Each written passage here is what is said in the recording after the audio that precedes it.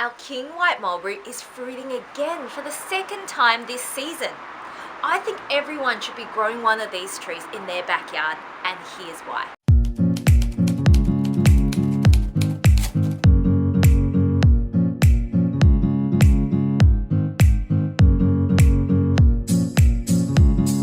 Hi everyone, it's Jan from Melbourne Foodforest. Today I want to talk to you about our King White Mulberry tree, otherwise known as our White Shahtoot Mulberry. The King White Mulberry featured in our top 5 must-grow berry video, which I will link above. But today I want to cover these in a bit more detail because they're so special. They really deserve a video of their own and for you to learn about all the great things about growing them. Now these mulberries really do live up to their name. They really are the king or queen of mulberries. If you love mulberries, or even if you don't, I think you need to taste some of these. And the only way you're going to be able to do that is to grow it yourself. Have a look here. We've got a new batch of fruit on the way mid-autumn. So coming into winter, we're going to be getting more fruit. I mean, that's insane because we've already had a good batch of fruit over spring, summer. So this is our second go at it. And you can see these hairy looking long fruit. These are actually called the catkins of mulberries. They're actually the flower of the mulberry, but then they also become the fruit. So there's like heaps of hundreds of little flowers on each fruit. And look how long they are already. That's, almost as long as my finger. Hence the other name for these mulberries, which is finger mulberry.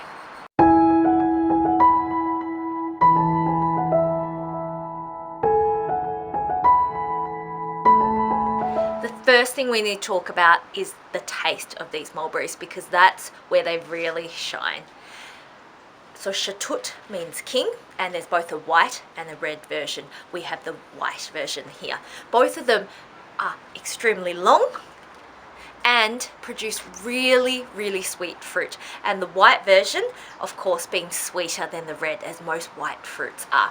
This is one of the sweetest fruits you'll ever taste. It is like a lolly off the tree. It's super fruity, it's got pineapple-y, apricot tones. It's just so tropical tasting. You just wouldn't expect that on a mulberry. And the long fruit is currently green, but when it ripens, it will turn this white colored and almost amazingly translucent look to it. And the really long fruit is about 3 to 4 times longer than the standard mulberry, which is about this long. And it just means you're getting more fruit overall on your tree. That you're getting 3 to 4 times the size and the same number of fruit as a standard mulberry. So it's much more productive as a tree. And you can see here, we're getting a second flush of fruit. So this tree really takes well to pruning. Now, a secret tip we mentioned in our last berries video is that you need to prune your mulberries, and this tree responds really well to pruning. In fact, it loves to be pruned after it's had its first flush of fruit. And you can see here that that's exactly what we've done. So after our summer fruit had finished, we pruned the tips of many of the branches, and some we didn't as an experiment, and I'll show you that in a second. But you can see here, pruning actually creates hormones that encourages a plant to produce new shoots and to branch out. So you can see very clearly here that where we've pruned, a new shoot has grown. And another one over here. And it's in these new shoots that additional fruit, the new fruit will form. Now let's compare that to a couple of branches which we didn't prune deliberately, just to see what would happen. This is an example. We haven't pruned this one, and look all along it. Don't have any new fruit.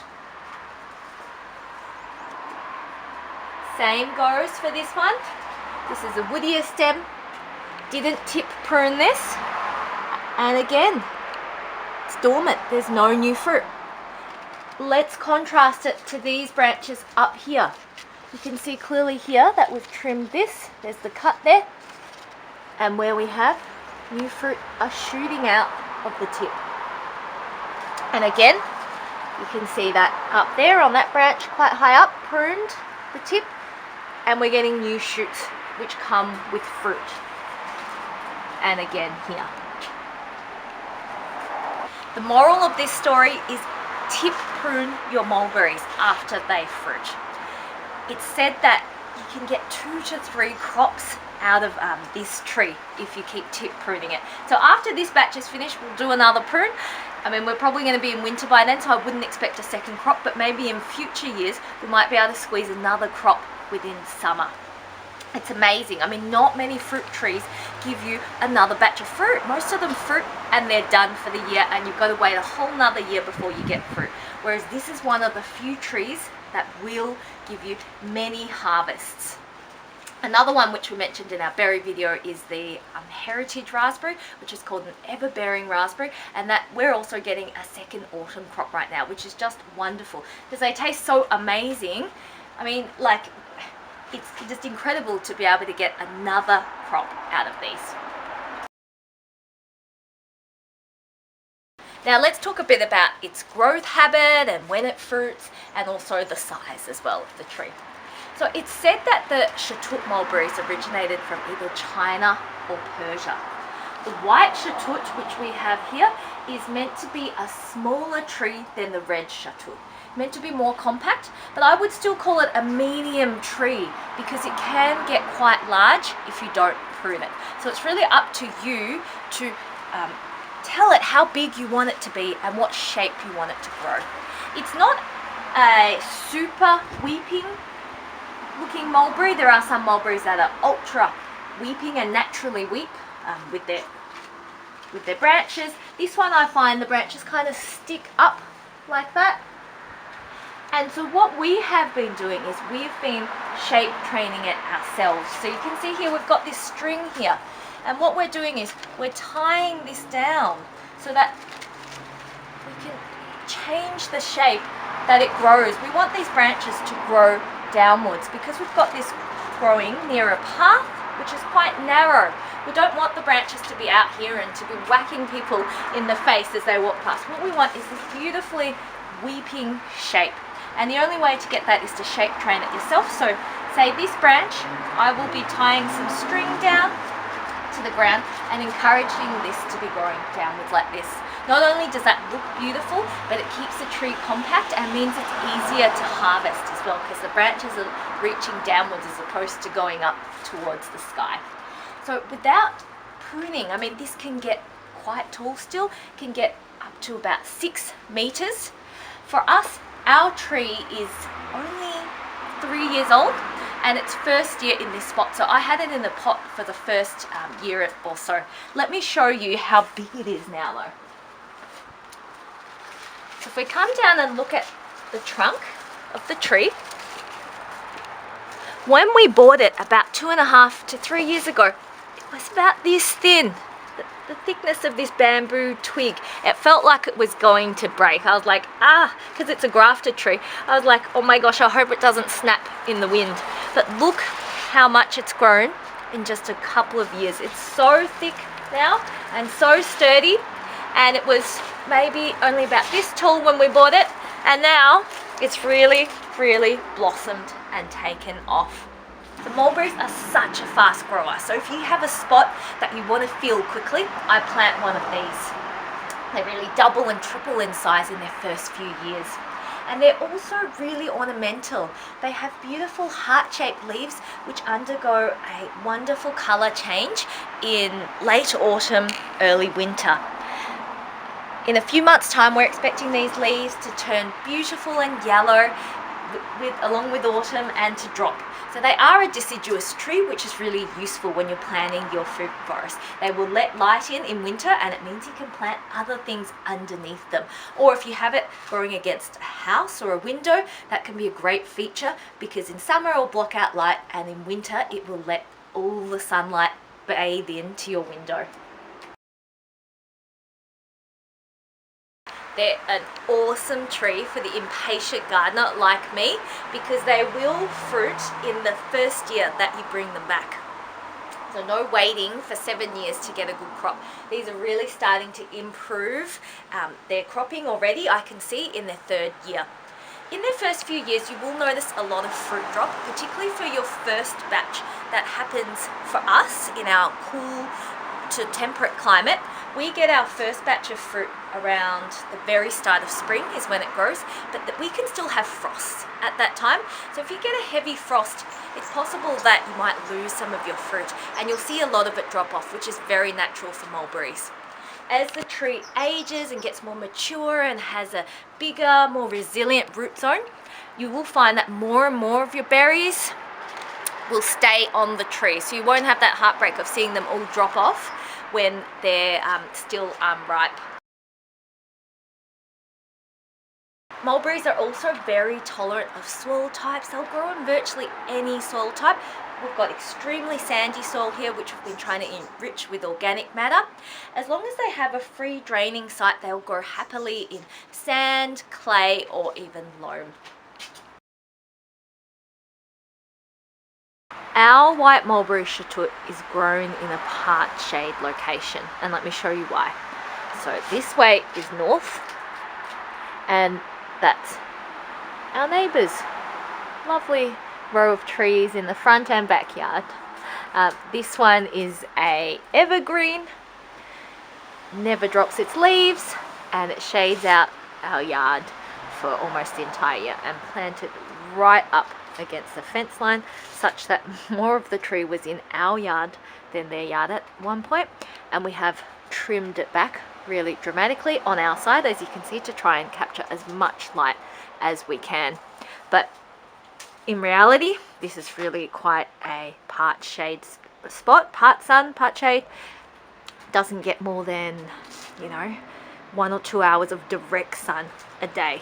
Does get reflected light, and when the sun's really high in the sky in summer, it does get some light, but not much, because then there's also the fence there which shades it out from the afternoon light. So moral of the story is mulberries can definitely be grown in a shady spot and thrive and produce really well.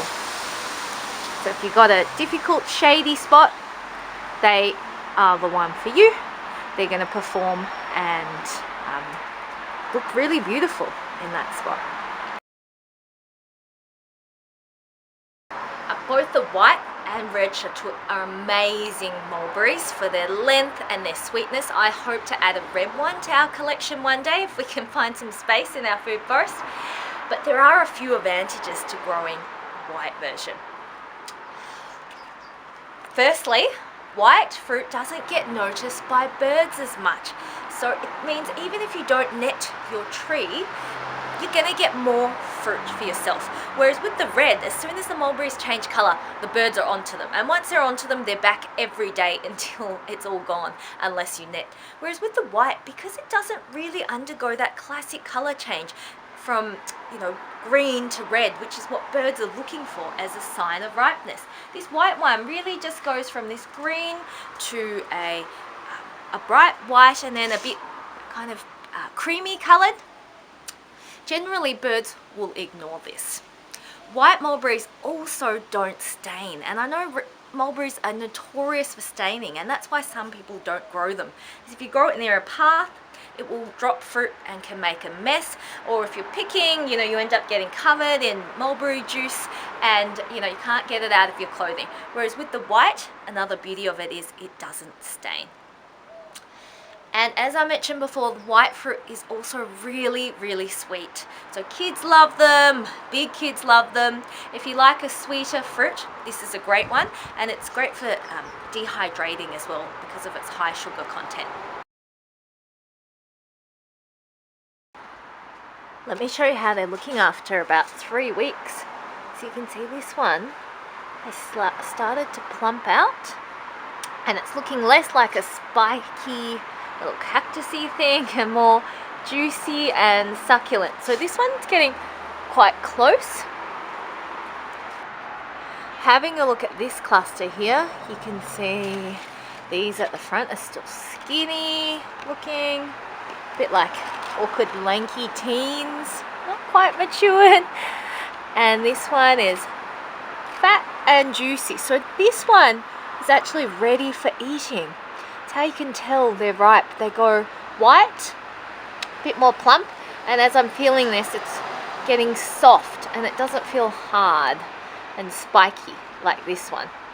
So that one is actually ready for the picking. We could leave that a bit longer to plump out more and get more sweet. The longer you leave them, the sweeter they get.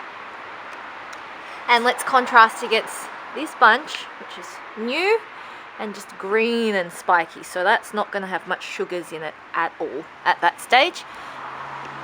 Neither are these, but there are some that are going to be ready for harvesting and eating. Really, not really harvesting, kind of just gorging off the tree. They don't make it inside. And when fully ripe, they will be translucent and white. They'll have a slightly tropical aroma and will feel soft to the touch. Sometimes they'll even fall off the tree, so you do want to check underneath the tree for any fallen fruit, but ideally get them before that stage so that, you know, they last a bit longer. To sum up, this is a fruit tree that's well worth growing in your backyard. It's prolific. If you prune at the right time, you can get quite a few crops out of it each season. The fruit are spectacularly long and absolutely delicious, and it's a fast growing and beautiful tree. There's nothing not to love about it. It's a really, really fantastic all-rounder and compact tree if you keep on top of the pruning. Thank you so much for watching. I hope you enjoyed that and that you learnt a few facts about why we love the white Shahtoot mulberry.